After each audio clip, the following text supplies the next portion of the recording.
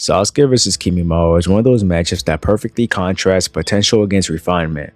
On one side, you have Sasuke in Part 1, a prodigy fueled by hatred, the Sharingan sharpening his movements, and the curse mark pushing his body past its limit. On the other, Kimimaro is Orochimaru's ultimate weapon, terminally ill yet still terrifyingly precise, with a Kekkei Genkai designed purely for killing.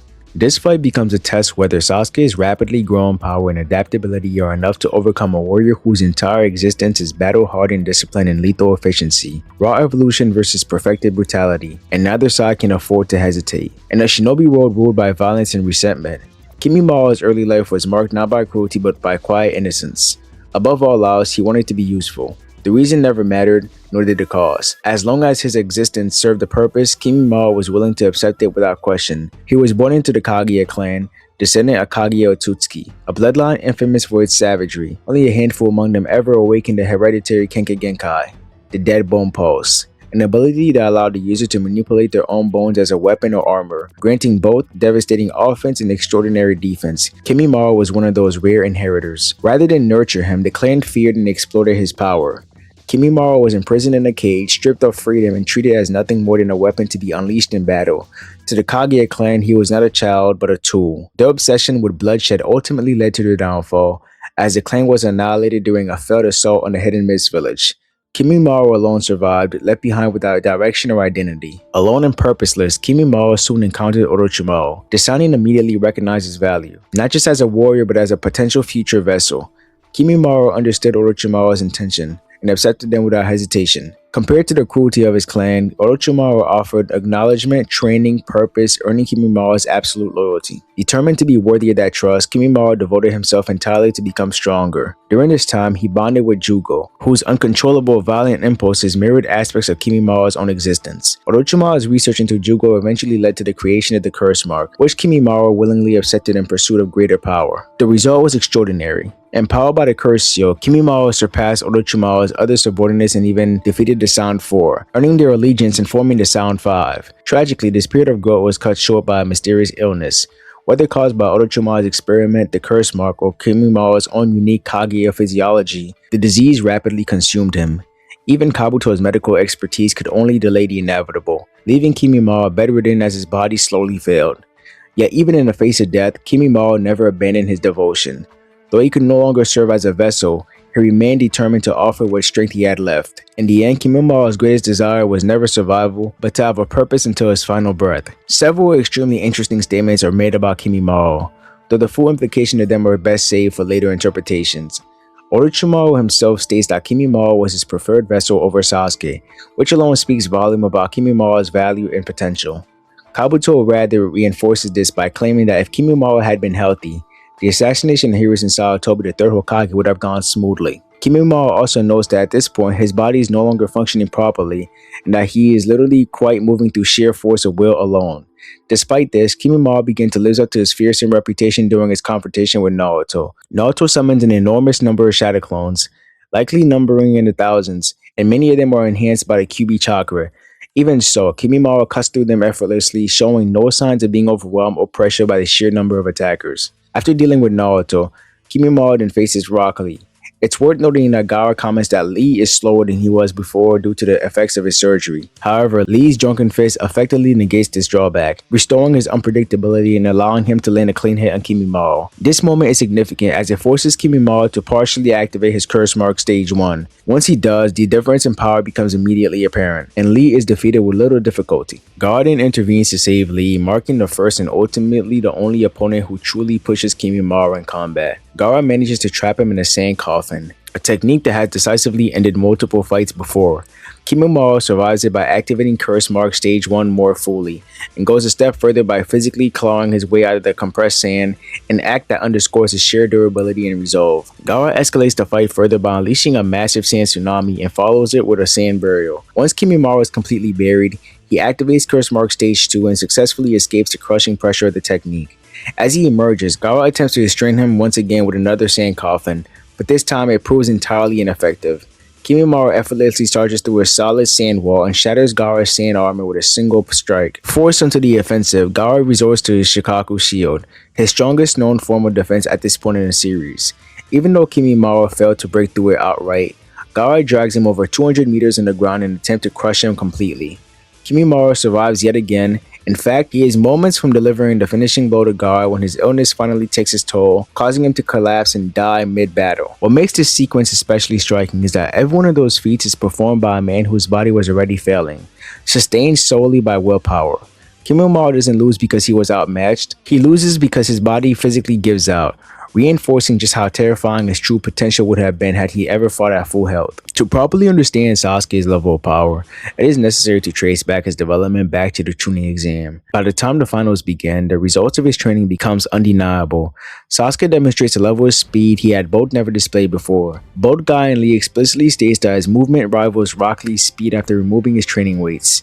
This comparison is critical, because that degree of speed alone is sufficient to bypass Gaara's automatic defense. Sasuke's development, however, extends far beyond mobility. His physical strikes now carry substantial greater force, enough to shatter Gaara's second layer of defense with a single blow, an accomplishment Rock Lee himself could only achieve by resorting to extreme techniques such as the primary lotus. Under Kakashi's instruction, Sasuke also learns the Chidori, an advanced assassination technique designed specifically to penetrate even the toughest of defenses. When paired with Sasuke's newly acquired speed and the height and precision of the Sharingan, Chidori becomes the perfect counter to Gaara's layered protection. When Sasuke finally lands the technique, Gaara bleeds for the first, marking a clear turning point and signaling that Sasuke has reached an entirely new tier of power. Context further elevates this feat. The first Naruto fanbook states that Gaara's ability surpasses those of most Chunin and even many Jonin. That information is crucial when evaluating Sasuke's performance. During the Chunin exam finals, Sasuke pushes Gaara to the brink of losing control and initiating a full tail beast transformation. Notably, he accomplishes this without relying on a curse mark, which he is strictly forbidden from using during the exam. That alone speaks volume about how far Sasuke had progressed by this point in the story. At this stage, Sasuke's base is clearly operating at high Chunin level by Konoha standard. His speed, accuracy, and combat awareness are all on full display. This is further reinforced when Genma, one of the Chunin exam proctors and a seasoned shinobi in his own right, openly acknowledges Sasuke's strength and skill before entrusting him to continue his battle against Gaara. This recognition solidifies the idea that Sasuke has already surpassed the level of an average genin and firmly enters the realm of elite Chunin. However, as the fight enters its second phase, the balance shifts dramatically. Gaara begins drawing deeper on Shikaku's power, partially transforming and gaining a massive increase in both speed and physical strength. This escalation completely alters the flow of the battle. Earlier, Sasuke was overwhelming Gaara through sheer speed alone, bypassing his defense and landing clean, decisive attacks without activating his Sharingan. Now, the same Sasuke finds himself fighting just to stay alive. Gaara's movement becomes so fast and aggressive that Sasuke is forced to activate his Sharingan to simply track and evade incoming attacks. In a final attempt to end the fight, Sasuke launches another Chidori. While the technique does manage to pierce Gaara once again, its effectiveness is noticeably reduced compared to the first strike. Gaara recovers almost immediately and resumes his assault, demonstrating just how much his durability and endurance have increased as the transformation progresses. At this point, Sasuke is visibly reaching his limits. When Sasuke finally activates the curse mark, the gap begins to narrow once more. The power boost allows him to keep up with a Gaara who has pushed even further into his partial tail beast state. The curse mark not only restores Sasuke's ability to contend with Gaara's enhanced speed and strength, but also grants him enough chakra and physical output to exceed his normal limit of 2 Chidoris in a single day. With this surge of power, Sasuke lands another decisive blow, successfully severing one of Gaara's tail beast arms. This movement underscores just how dangerous Sasuke becomes when his restraints are removed and retroactively emphasizes just how extraordinary his earlier performance was, considering how far he had pushed Gaara without resorting to forbidden power. Sasuke's growing sense of inadequacy and obsession with surpassing his limits ultimately becomes the driving force behind his decision to abandon the village in search of greater power. The internal conflict reaches its breaking point during his confrontation with Naruto at the Valley of the End, where Sasuke fully embraces the curse mark and begins to draw far more deeply in his power. The resulting amplification is immediately apparent. Sasuke opens the battle by overwhelming Naruto to sheer physical superiority, displaying a level of speed and strength that allows him to dominate the early exchanges without even relying on his Sharingan. The boost is so pronounced that his Chidori, which had previously been portrayed as inferior to Naruto's Rasengan during a rooftop clash, is now able to meet it head-on in a direct collision, signaling a clear leap in Sasuke's overall combat output. As the fight progresses, Sasuke continues to adapt in response to Naruto's escalating power, highlighting his rapid growth in battle intelligence. When Naruto draws in the Nine Tails chakra and temporarily gains the upper hand through enhanced speed and raw force, Sasuke responds not by retreating but evolving even further. The awakening of his third Tomoe marks the fully maturation of his Sharingan, granting him heightened perception and precision capabilities that allows him to read Naruto's movement with far greater clarity. This development enables Sasuke to counter attacks that would have overwhelmed him earlier, restoring balance to the fight through precision rather than brute force alone. Even when Naruto pushes beyond this point, by manifesting a chakra cloak and once again surpassing Sasuke in physical dominance, Sasuke refuses to be left behind. Instead, he fully unleashes the second stage of the curse mark, undergoing a complete transformation that radically enhances every aspect of his combat abilities. In this demonic state, Sasuke's speed, strength, and destructive power surges in unprecedented levels, culminating in a climatic final clash that defies the battle. This movement represents the peak of Sasuke's progression in Part 1, where his willingness to sacrifice everything for power fully manifests. By this stage in the narrative, Sasuke's base form alone can reasonably be placed among the upper tiers of tuning level combatants based on his feats, opponents, and demonstrated growth. When empowered by the curse mark at the Valiant End, his offensive capabilities and overall combat performance clearly pushes into joining level territory. Through this battle, Sasuke is firmly established as an exceptional prodigy whose strength far exceeds his official rank, with Naruto serving primarily as a measuring stick that highlights just how dramatically Sasuke has evolved. When it comes to a direct battle between the two, Kimimaro is clearly the stronger fighter for most of Part 1, at least up until Sasuke awakens his third Tomoe Sharingan. This is made evident by Kimimaro's overwhelming performance against multiple QBM Narutos, who he dismantles with little effort. That is a level of dominance Sasuke simply could not replicate until his Sharingan fully matured, granting him a massive leap in combat efficiency, perception, and reaction speed. With the fully evolved Sharingan, Sasuke would fare far better against Kimimaro than Rock Lee did. The Sharingan's precognitive abilities would allow Sasuke to track and respond to Kimimaro's movements far more efficiently. That being said, outperforming Lee in this scenario was not an especially high bar.